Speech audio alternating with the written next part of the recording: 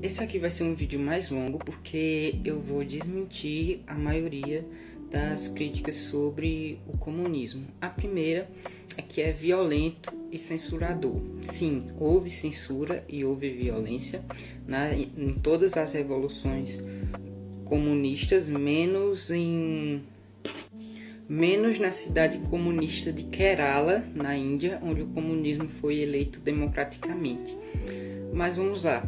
Os capitalistas que falam isso se esquecem que todas as revoluções capitalistas foram violentas e censuradoras. E também esquecem que ainda hoje há muita violência e censura nos países capitalistas, por exemplo, na Rússia, nos Estados Unidos e nos Emirados Árabes. Censura extrema e violência extrema por parte desses estados também. Outra coisa, o socialismo traz fome, né? Isso Bom, novamente, os capitalistas que falam isso se esquecem que no começo das revoluções capitalistas também tiveram crises de fome. Por exemplo, na Revolução Industrial teve uma crise de fome que matou milhões de pessoas, entendeu? E então isso não é uma característica do comunismo, é uma característica de qualquer revolução. E além disso, a China tirou 800 milhões de pessoas da fome extrema, o que mostra o compromisso do socialismo com a segurança alimentar. No caso da URSS, houve toda a nação ali, todo o contexto da nação estava em crise. Então não era só porque, por exemplo, não era a intenção do sistema que todos passassem fome, mas como a Rússia no geral estava muito debilitada, todo o comando soviético ali, o governo estava perdendo a moral e também a política de distribuição deles não estava funcionando, isso acarretou a fome. Porém, quando a União Soviética acabou, não foi por decisão popular. 80% dos soviéticos não apoiavam o fim da União Soviética, que foi um acordo totalmente burocrático dos chefes de Estado. O que a população soviética queria era um reajuste das políticas e um reajuste sim do governo, uma reformulação, mas não o fim do socialismo. E ainda hoje na Rússia, muitos russos, muitos ex-soviéticos sentem muita nostalgia da época da União Soviética e sentem muita saudade de como as coisas eram, pois assim que o capitalismo foi implantado na Rússia e nesses países, a crise se tornou muito maior. Sobre os pequenos empresários que têm medo que o socialismo tome sua padaria de esquina, seu posto, vamos dizer assim, sua farmácia. O próprio Marx, no Manifesto Comunista, ele diz que o comunismo ele não busca e ele não vai acabar com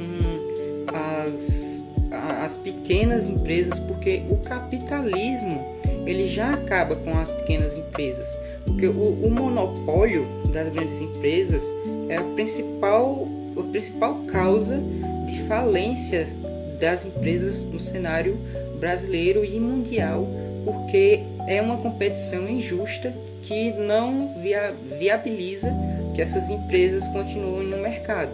Então a maioria das empresas, quase 100% das empresas que falem não são empresas bilionárias, não são empresas de grandes ricos, são as empresas dos pequenos e médios capitalistas.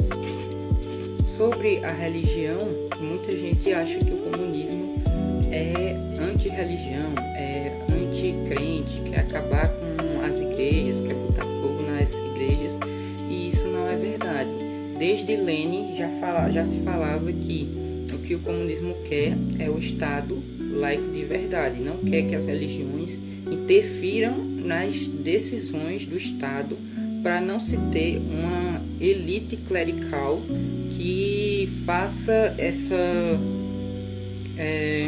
que faça pessoas tomarem certas decisões políticas só por causa da sua doutrina, como vemos atualmente no Brasil, né, a postura do pastor Silas Malafaia apoiando abertamente a extrema-direita, e o ex-presidente Bolsonaro, né, que agora está preso, ele, através da doutrina religiosa que passava, fazia com que as pessoas levavam seus fiéis para votar em candidato X ou Y.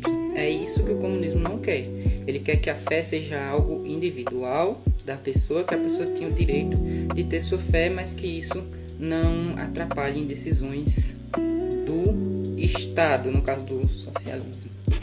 Outra coisa que as pessoas confundem muito é a propriedade individual e a propriedade privada dos meios de produção. São coisas diferentes. O comunismo, ele não quer tirar o seu carro, o seu Uno, o seu Celta. Ele não quer tirar a sua casa, tirar seu celular, tirar seu computador. Não é isso. Ele quer que todo mundo tenha acesso a carro, todo mundo tenha acesso a computador, a celular. Quer globalizar quer universalizar a qualidade de vida, não a escassez. O que o comunismo quer é tomar a propriedade privada dos meios de produção. Isso ele quer acabar com a propriedade privada. Por exemplo, do dono das Americanas, do dono da Havan, da Petrobras, da energia, por exemplo, Enel, e estatizar essas empresas para garantir pleno emprego para as pessoas e também acabar com a exploração de cobrar por serviços que são essenciais à vida humana e devem ser garantidos como o direito humano, certo? Outra coisa é a falácia de que o comunismo ele engessa o desenvolvimento, a tecnologia e, por exemplo, pessoas vão ficar escoradas, pessoas que não querem trabalhar vão se aproveitar do seu trabalho. E essa frase ela se define diretamente a situação que vivemos hoje, com os ricos e bilionários vivendo nas costas de bilhões de trabalhadores. E sobre a questão do desenvolvimento, é inegável que o socialismo foi o modelo econômico que mais trouxe desenvolvimento de maneira rápida para os países que adotaram esse sistema. A exemplo, a própria União Soviética saiu de um feudalismo, de um império completamente rural, sem indústria, sem tecnologia, e no seu final chegou até ser o país mais influente assim, do mundo em competição com os Estados Unidos. Foi o primeiro a chegar à Lua, isso em um prazo de 40 anos. A China, por exemplo, hoje é um dos países mais tecnológicos do mundo e mais desenvolvidos tecnologicamente, e é socialista, né? O seu desenvolvimento começou a partir do socialismo, não do capitalismo. Inclusive, o Vietnã também apontou um desenvolvimento enorme. Cuba, hoje, é um país muito desenvolvido em termos de medicina. E aí vão falar, 80% da população de Cuba passa fome. Isso é verdade. Porém, a grande maioria da população de Cuba já passava fome antes do socialismo. Então você tem que olhar para a questão de cada país individualmente.